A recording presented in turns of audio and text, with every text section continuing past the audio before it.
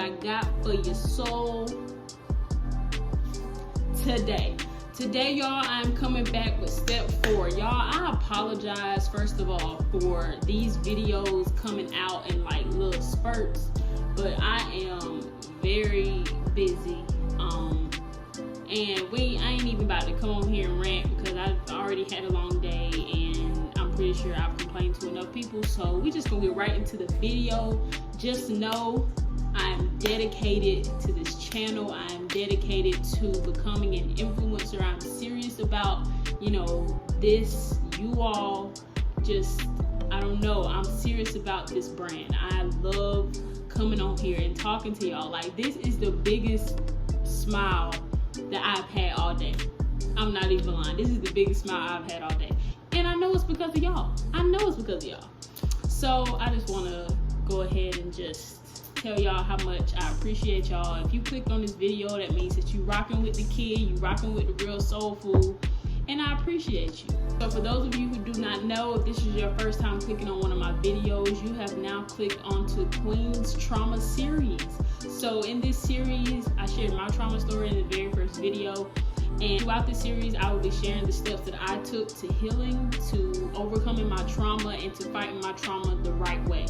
I know a lot of people choose, very toxic, negative ways to deal with their trauma, but I am here to offer you my, steps that I personally took to overcome my trauma. So this is step 4. I have done, I believe, 3 or 4 videos before this one.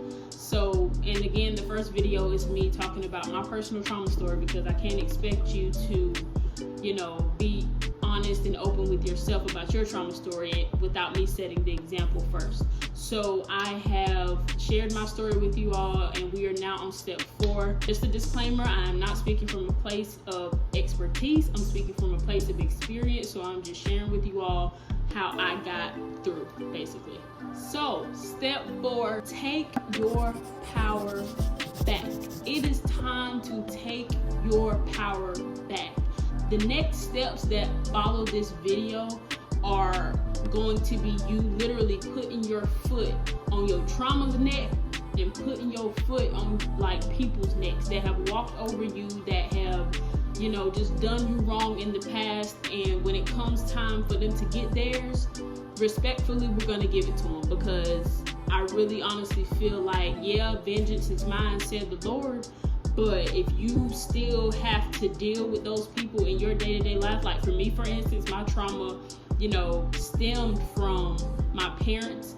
I'm not going to, I haven't, acted like I don't have parents. Like I haven't stopped talking to my parents. I talk to them pretty much every day, actually. So I still love my parents. My parents, the things that my parents put me through was, again, in the past. And I've forgiven them for it, and I've moved on from it, and our relationships are honestly better than they've ever been. And they're only getting stronger. They're only getting better. So if you're like me, you have people that God has assigned to you. You have people, family that God has given to you, especially for you. Then I don't know about you, but for me, I can't cut my family off. I can't, neglect my family, because God gave me those people. He blessed me with those people. And although those people may do things that I don't particularly like, they may, carry themselves in a way that I don't particularly care for, I still love them nonetheless. You can still love your family and not like them. That's just me being me. That's me being honest. I love all of my family, but I don't like all of them. I really, really don't. So the first way to take your power back, pray. It is time to pray, y'all. It's time to finally, and this is also preparing you for what the next step is. I don't know if all of you that may be watching this video may not be spiritual. You may not, have a God, or you may, not be into the whole religious thing. I get it. But for me, prayer worked for me. When I finally realized that I had trauma that I had to confront, and I had things that I had to deal with, I knew that I could not go through that process alone.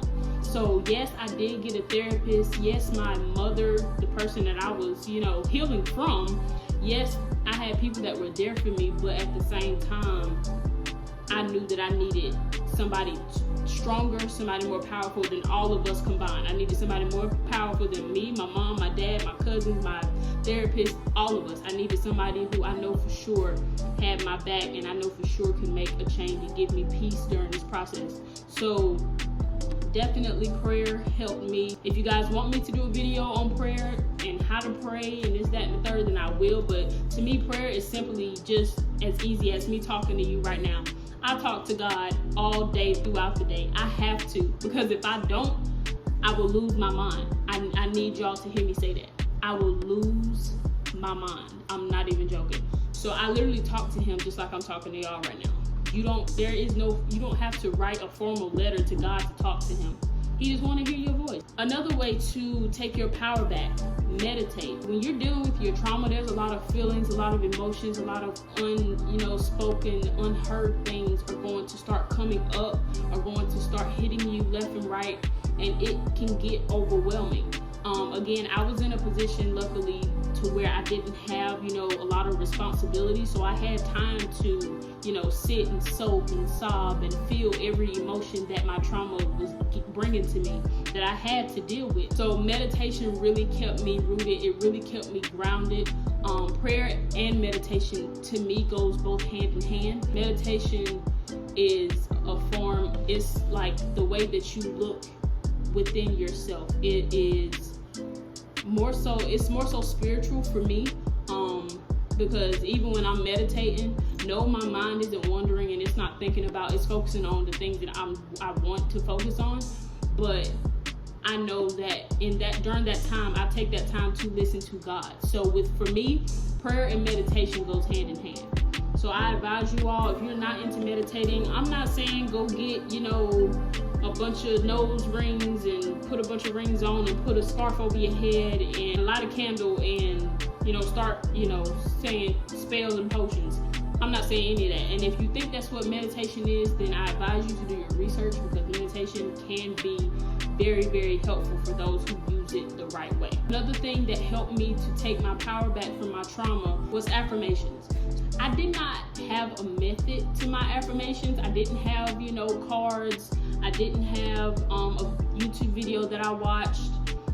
This was when I was first beginning to get into, meditating and, focusing my mind on one thing at a time and, training my mind, so to speak. So I wasn't really into like tarot readings and all that other stuff.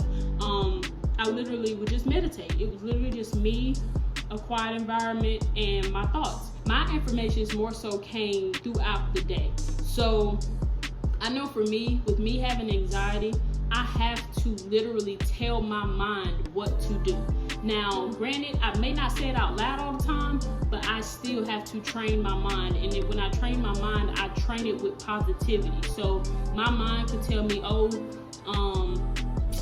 what's an example? My mind could tell me, you ain't gonna ever get over this trauma. I reverse that back and I say, I'm not my trauma. I am getting over my trauma. My trauma is behind me. I will no longer allow my trauma to take over my life. I also will tell myself, I am healed. I am free. I am not the person that I was when my trauma took place. I was just feeding myself with positivity, y'all. And to be honest, me saying that just made me smile, because you have to speak life into yourself. Even though your trauma may have caused a part of you to be dead for a very long time, you have to speak life into yourself. You have to start reviving that part of you that you didn't even know was dead. There was a part of me that my trauma had killed that I didn't even know was dead. Trauma has a way of doing that. It literally can shock a part of your body and a part of your heart and your mind that you didn't even know you was without. So I would tell my trauma, like, you no longer have a place here. You got to get out. Y'all, I remember one day I was sitting in my room and my trauma was taking over me so bad, because it was one of those nights where I was just sitting and soaking and sobbing in it. I remember one night, y'all, I literally went to my front door of my mom's house and I literally opened the door and I said, get out. Y'all, that may sound crazy as I don't know what, but I literally did that. I literally got so fed up, and I felt like I couldn't breathe. Like, me and my trauma was like literally, I felt like I was literally fighting it, because I was just crying, and I felt like, you know how you feel overwhelmed all day and you just let it all out and cry at the end of the day? That's what I had done that day. And I literally got up, got out of my room, opened the front door, and I was like, get out. And I literally just closed the door, went back to my room, and I honestly slept peacefully that night, honestly. But yeah, y'all, you have to speak positivity into your life. You have to speak positivity over yourself each and every day, because there is a lot of negativity out here. You have to keep yourself rooted, keep yourself grounded, keep yourself centered, mentally, emotionally, physically, spiritually, all that. You have to stay sane. You have to keep yourself in check. The world may go crazy, everything around you may fall to the ground, but you have to stand. You have to stand. And when you're dealing with your trauma, it is going to be scary, and you're gonna feel like you're not strong enough. But if you root and ground yourself in the right things, in positive things, not toxic things, you are going to beat it, hands down. Because it's not gonna know what to do with you when you're sober, when you're serious about your healing, and when you're intentional about getting it out of your life, getting rid of your trauma. Last thing, I'm pretty sure I said this step in another video, but I'm gonna say it again because I really think it is really, really important. What did I just say I did? I sat in it. The last thing I want to talk about is sitting in it, y'all. I cannot stress this enough. A big part of you overcoming your trauma is making your trauma uncomfortable. I feel like a big reason why a lot of people are having issues confronting their trauma is because it makes them so uncomfortable, to the point to where they either drink it away, smoke it away, sex it away, work it away. They do all these other extracurricular things and think that that's gonna make it go away, when it's honestly just gonna make it worse. Because if you let your trauma grow, once again, it's gonna take over you. So like I said, your trauma is a bully. I will not stop saying this. Your trauma is a bully. It is time to make your trauma uncomfortable. Usually whenever somebody is afraid of their bully, they'll avoid going down certain hallways. They'll avoid like going to the gym or wherever they think that bully might be. They will avoid, the chances of running into that bully. I don't know what your hallway is. I don't know what your gym is. But there are certain places that you are afraid to go to, if there are certain areas that you are afraid to go to, whether that's your mom's house, your grandma's house, your sister's house, whoever, if it's a home or if it's a school or if it's a locker room, wherever that trauma took place, if you are afraid to go back to that place because you don't want those feelings to come up, I challenge you. When you're ready, I challenge you to go to at least one of those places. Even if it's in your own bedroom or in the bathroom, wherever the trauma took place. If you can, try going back to that place and just standing there or sitting there. Or even if it's just driving past it, I dare you to just do that. Because that right there shows just how committed you are to healing yourself. It shows just how, emotionally and mentally mature you're becoming. Because if you are able to do that, then you are going to make your trauma very, very uncomfortable. For me, I know that when it came to my dad, my dad brought a lot of anxiety to my life. So I know for me, I told my dad whenever it was time to confront my dad about it, I told him, I was like, Dad, because of what you and I have gone through in the past, unfortunately, as much as you want me to, I can't just pick up the phone and call you, or I can't just answer the phone right away when you call me, because it brings me anxiety. It honestly does. Still to this day, it does it. But I'm learning to not run away from being uncomfortable. So I challenge myself. Granted, it gets hard sometimes, but I challenge myself. So when he calls me, I tell myself, I take a deep breath and I tell myself, this is not going to be a bad conversation. He's not, trying to make, your mind go haywire.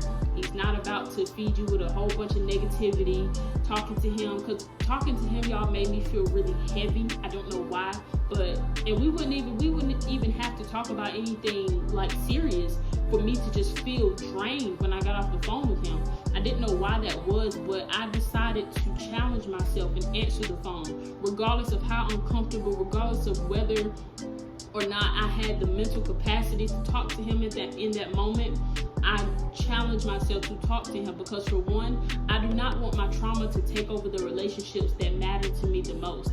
I love my dad, y'all. I love my dad. So I made it my mission to let my trauma know that it will not win this relationship. It will not ruin my relationship with my dad. You got me messed up. It's not happening. It's not happening. And my trauma really caused me to really dislike my dad at a certain point and at a certain age, to the point where it was like, I don't want to talk to him. I don't care to. Like, every time he talked to me, it's always negative stuff. It's always this, it's always that, da. I had to change my perspective. I had to really get down to the root of the problem, which was my trauma. And I had to learn to tell my trauma, you will not win this relationship. You will not take precious time that I could be spending with my dad, phone calls that one day I'm gonna wish I had answered. I'm not gonna be that kid that wished that she had answered the phone when her dad called. I don't want to be that kid. I want to replant this relationship with me and my dad, and I want to make it grow in a healthy way. So that's my last thing, y'all. My last thing is to make your trauma uncomfortable. Make it uncomfortable, because it's been making you uncomfortable for God knows how long. It's your turn.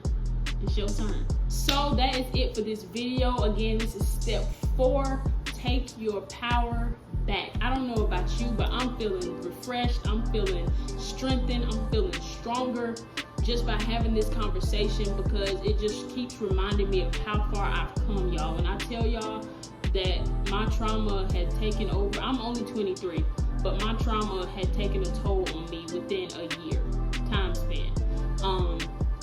It took me over a year to get to the place that I'm at right now. My healing journey is still happening. It does not happen overnight, so don't think that, I did these steps and that was it. No, ma'am. No, ma'am. That is not how this works. It takes work, it takes dedication, and it takes you being serious about your healing. And I was definitely serious about mine, and I'm also serious about your healing. So, with that being said, if you enjoyed this vibe, if you're ready for step 5, click like, share, and subscribe, because I promise you, after we get out of this series, y'all, we're gonna feel so much better about ourselves. I'm excited about your healing. I hope that you still are too. Again, I apologize for these videos coming out in little spurts. I'm trying, y'all. I'm trying my best to really be dedicated to this YouTube channel this time. I don't even care if nobody watches it. I'm gonna post because I'm serious about being an influencer. So I'm gonna continue to push these videos out for y'all. You can bet on that. All right, y'all. I'm out of here. Y'all have a blessed night. Peace.